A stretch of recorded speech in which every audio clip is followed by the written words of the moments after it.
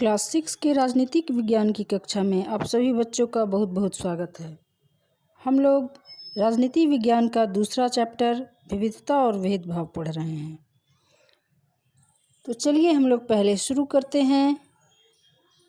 पूर्व अध्याय में हमने विविधता तथा हमारे जीवन पर उसके सकारात्मक प्रभाव जैसे विविधता हमारे जीवन में क्या जोड़ती है, विविधता में एकता आदि के बारे में पढ़ा। लेकिन इस अध्याय में हम लोग विविधता के नकारात्मक पहलू जैसे विविधता किस प्रकार भेदभाव उत्पन्न करती है, जो हम सब के बीच मनमुटाव का कारण बन जाता है, भेदभाव का कारण बन जाता है, इन सभी के बारे में पढ़ेंगे।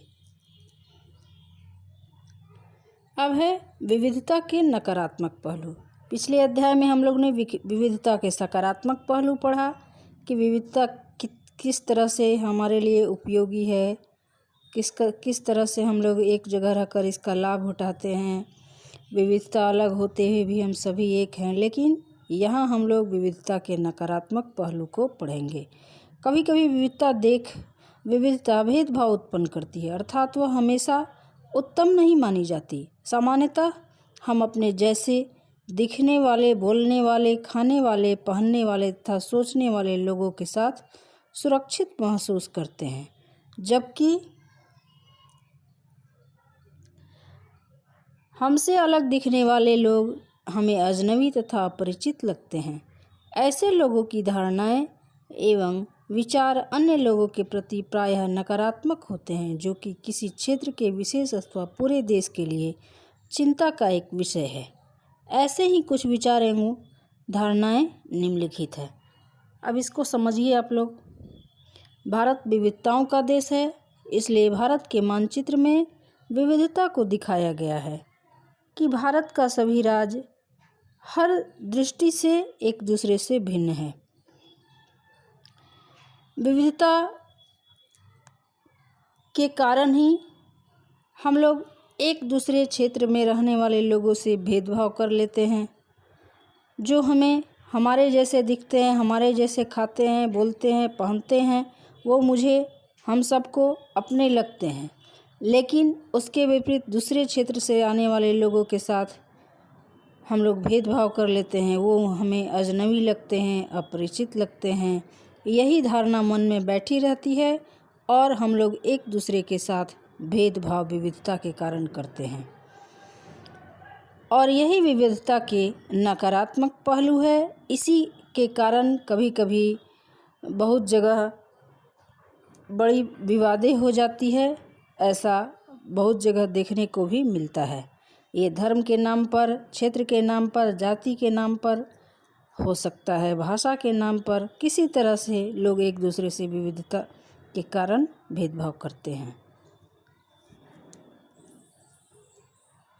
अब है पूर्वाग्रह। पूर्वाग्रह का अर्थ क्या होता है? इसका मतलब, इससे अभिप्राय है कि दूसरों को हीन समझना या उसके प्रति नकारात्मक विचार रखना। ऐसे विचार किसी विशेष कारण अथवा अनुभव पर आधारित होते हैं।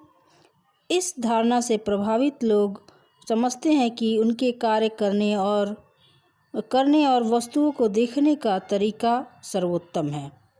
पूर्वाग्रह क्या होता है? पूर्वाग्रह का मतलब होता है कि किसी दूसरे को हीन समझना और उनके प्रति नकारात्मक व्यवहार रखना, अच्छा व्यवहार उनके साथ नहीं करना, यही पूर्वाग्रह कहलाता है।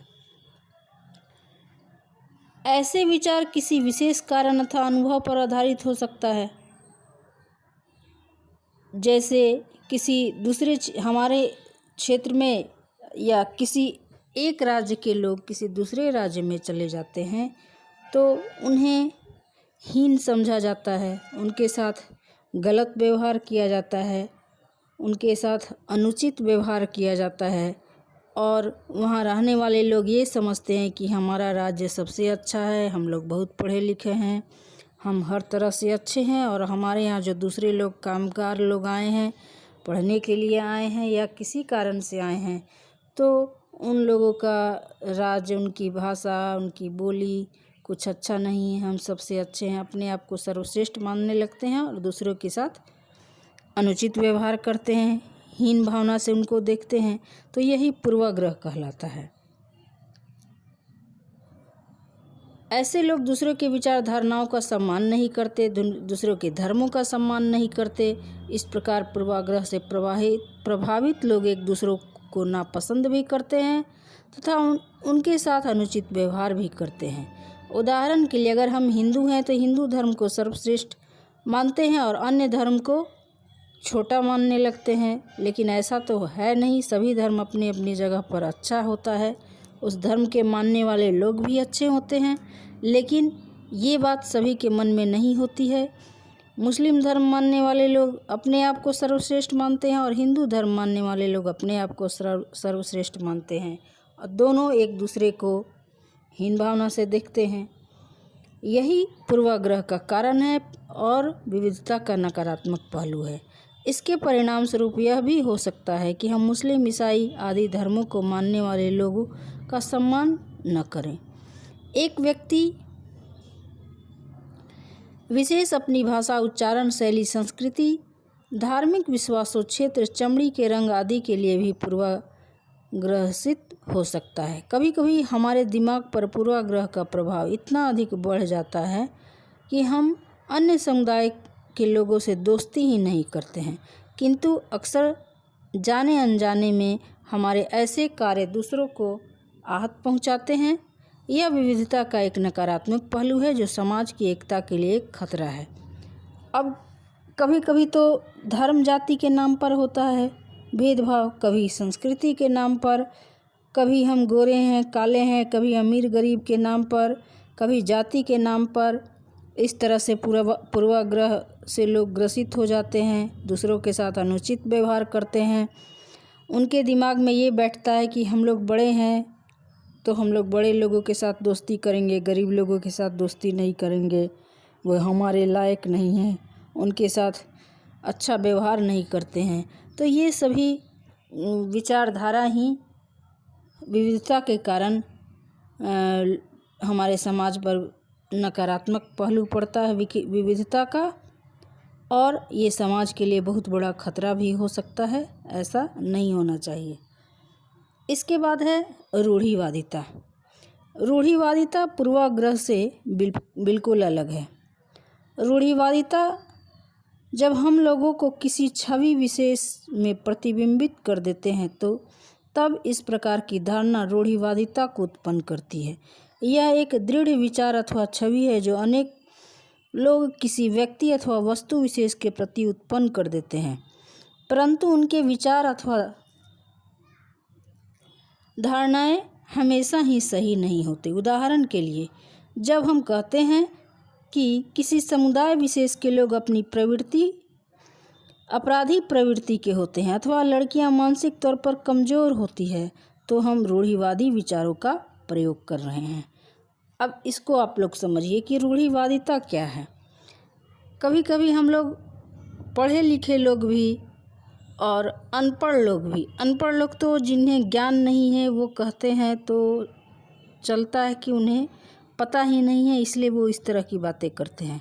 लेकिन कभी कभी समाज में ऐसी अवधारणा उत्पन्न हो जाती है कि कोई अगर खास जाति या समुदाय का लोग है तो हम लोग उसको मानते हैं कि अरे उस जाति के लोग तो डाकू चोर होते हैं। लेकिन ऐसा नहीं है कि चोर और डाकू किसी जाति में जन्म लेते हैं। उनकी कोई खास जाति होती है और उस जाति के सभी लोग चोर और डाकू ही होते हैं, ऐसा नहीं है। ये अब इस तरह की अवधारणा किसी समाज में फैली हुई है तो इसे हम रूढ़िवादिता कहेंगे, मूर्खता कहेंगे।